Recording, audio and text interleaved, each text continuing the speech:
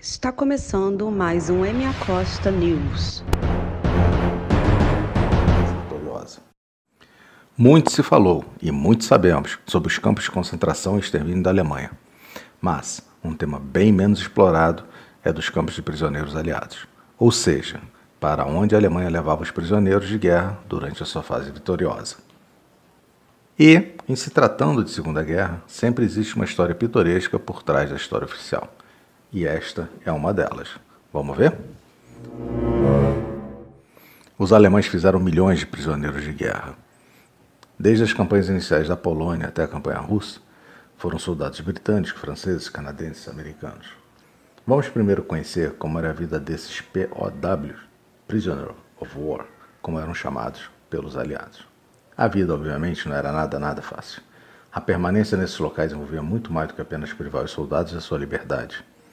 E como a Alemanha tinha recursos bastante limitados, por conta das muitas frentes de guerra, o bem-estar dos prisioneiros era sua última prioridade. A Terceira Convenção de Genebra, escrita em 1929, teve como objetivo definir o tratamento de prisioneiros de guerra. Ela fixou, igualmente, os limites do tratamento geral de prisioneiros, como a obrigação de tratá-los humanamente, sendo a tortura e quaisquer atos de pressão física ou psicológica proibidos, as obrigações sanitárias, quanto à higiene ou alimentação, e o respeito à religião desses prisioneiros. Porém, os recursos dos alemães estavam muito diluídos nos esforços de guerra, e assim os barracões onde os prisioneiros eram mantidos geralmente eram apenas estruturas simples que não ofereciam isolamento térmico adequado. A comida era incrivelmente escassa, bem mais escassa do que um civil alemão consumia. E por causa disso, estima-se que os prisioneiros perderam em média 20 quilos durante sua estada nesses campos de prisioneiros. Bom, e como eu disse anteriormente, haviam prisioneiros de várias nacionalidades, mas os nazistas sentiam especial antipatia pelos soldados do Exército Vermelho e tratavam os integrantes capturados de forma diferenciada, para pior, lógico, né? Além de serem especialmente cruéis nas agressões, existem relatos de que em alguns campos os soldados russos chegaram a ser usados Relatos de que em alguns campos os soldados russos chegaram a ser usados Existem relatos de que em alguns campos os soldados russos eram usados para prática de tiro. Os alemães também quase matavam esses prisioneiros de fome, e existem outros relatos de prisioneiros russos capturando cães de guarda alemães, aqueles pastores alemães, na calada da noite, para depois comê-los e deixar o couro estendido em algum lugar visível como forma de provocação. De qualquer forma, essa tática parece não ter ajudado muito, pois cerca de 3 milhões de soldados do Exército Vermelho morreram nos campos de prisioneiros.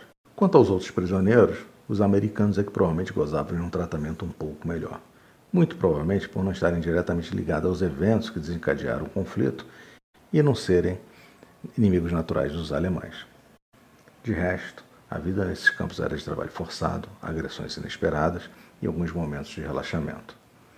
Nesses momentos, alguns militares aproveitavam o tempo livre para ler e até estudar, e muitos inclusive chegaram a se inscrever em cursos por correspondência, para conquistar novas qualificações, uma vez que o conflito terminasse. Outros organizavam jogos e teatros entre eles. Existem até alguns relatos de romances entre presos e mulheres de vilarejos locais. Por mais incrível que isso pareça, isso ocorria porque eles eram também usados para trabalhos forçados nos arredores dos campos de prisioneiros. Existem até alguns relatos de romances entre presos e mulheres de vilarejos locais, por mais incrível que isto pareça. Isto ocorria porque eles eram também usados para trabalhos forçados nos arredores do campo de prisioneiros.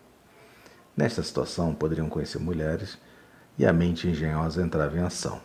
Vigias nazistas poderiam ser subornados por cigarros, chocolates ou dinheiro mesmo para fazer vista grossa para um prisioneiro apaixonado. Os tempos eram de guerra, mas não era guerra o tempo todo. As tentativas de fuga não foram poucas, obviamente. Um soldado preso só pensa em duas coisas: sobreviver e escapar. Como eles tinham tempo de sobra para planejá-las, a decorrência natural é que muitos conseguiriam eventualmente o feito. E assim vamos conhecer a história fascinante de como o jogo Monopoly ajudou aliados a escaparem da prisão. O jogo Monopoly não era apenas um passatempo para prisioneiros aliados detidos pelos nazistas. Em 1941, a inteligência britânica adulterou milhares desses tabuleiros para conterem de forma escondida pequenas ferramentas, bússolas, papel moeda e mapas para os prisioneiros tentarem escapar. Todos esses itens foram miniaturizados e inseridos entre as lâminas do tabuleiro, e o dinheiro foi incluído entre o dinheiro de brincadeira. Outros foram inseridos nos pequenos objetos do jogo, como nas casas e prédios. Esses jogos eram distribuídos aos detentos junto com um pacote de objetos de cuidados pessoais permitidos pelos alemães, ou seja, bem debaixo dos narizes deles.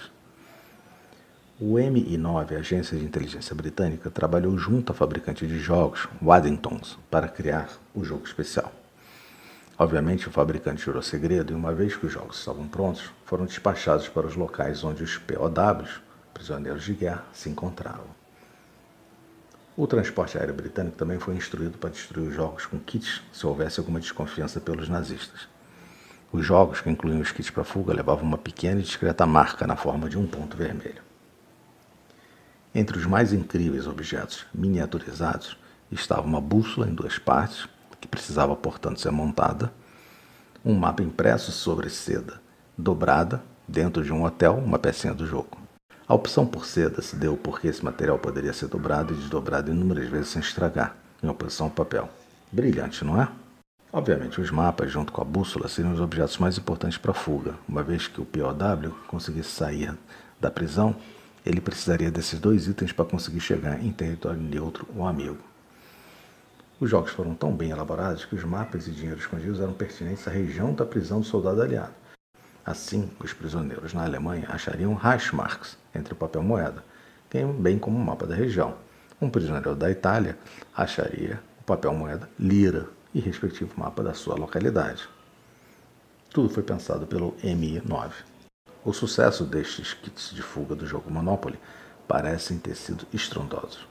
Alguns relatos falam em até 12 mil prisioneiros aliados conseguirem fugir graças a essa engenhosa ideia.